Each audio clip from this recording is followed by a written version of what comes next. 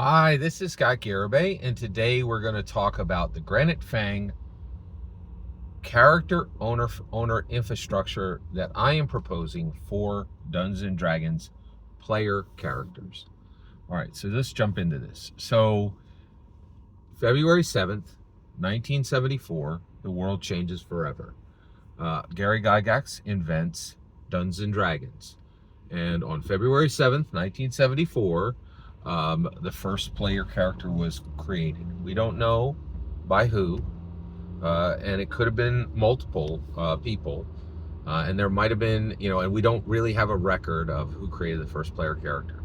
The first Dungeons and Dragons player character was created on February 7th, 1974, in my humble opinion.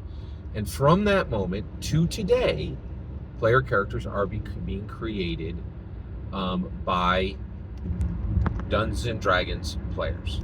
Okay, and then that opens up the question of who owns those player characters. All right, and what I want to propose is that every player character has these states. All right, yes, yeah, four states.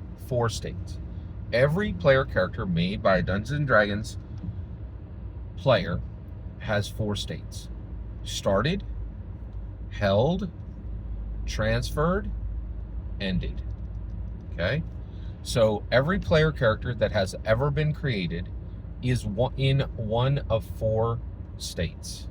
Okay, they're either started, they're held, they are transferred, or they are ended. Okay, and let's look at what those states are. Okay, so when does a Dungeons and Dragons player character start? The moment it is created by a player, and the very second the Dungeon Master speaks the first sentence of the first session, that player character is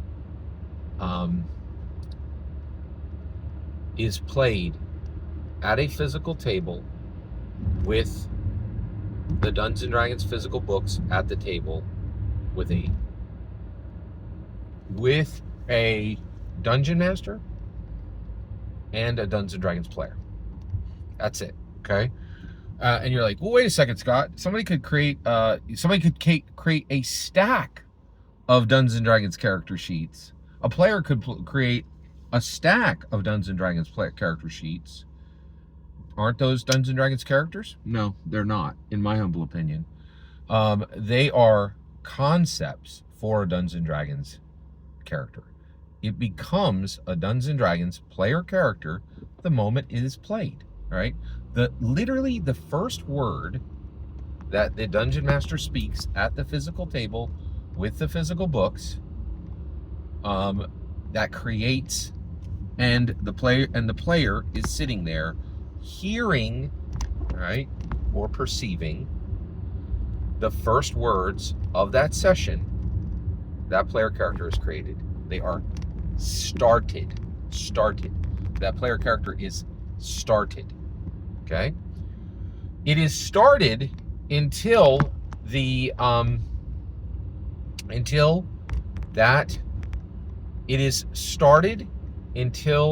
player character starts the second session of that campaign. You're like, wait a second, Scott. Does that mean a character that was run in a and then once they've started the second session of that campaign, once they've started a second session of that campaign, that character is held by the player character. If they've run one session with one DM, it's started. That player character is started.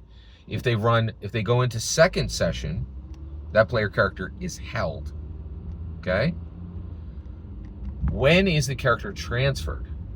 A player character is transferred when that player character, okay, when that a player character is transferred when one player character gives that character to another player or gives that character to the dungeon master. Then it is transferred. That is a transferred player character. Okay? Then, now, a player character may never be in transferred. It's possible for a player character to never reach transferred status. That is an optional status. Okay? And it only happens if a player character gives their if a player gives their player character to another Dungeons and Dragons player, or another Dungeons and Dragons, or to a dungeon master, to a dungeon master. Then it becomes a transferred player character. Okay. At any point, right, when a character is held, right, or when a character is transferred, if the character dies, if the player character's life ends, right, and they are not resurrected within that session, that player character is ended. The fourth status. So there are 4 statuses that a player character may receive. Those player character statuses are started.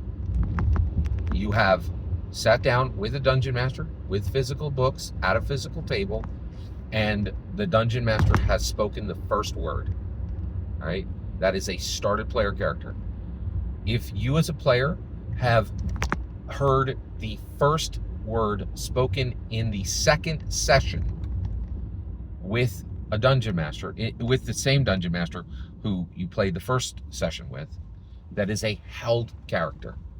Okay.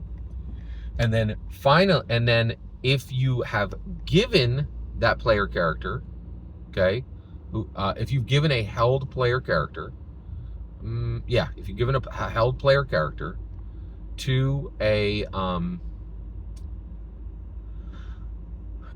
another player or to a dungeon master, then that is a transferred player character. And last, if that player character dies and is not resurrected within the same session, that character is an ended character. An ended character. Okay? So those are, and you're like, well, wait a second. What if they're resurrected? If that character is resurrected, okay, if that player character is resurrected and it then returns to being a held character. Okay? So, yeah. So just 4 statuses, and in my humble opinion, that is the statuses that exist within the Granite Fang character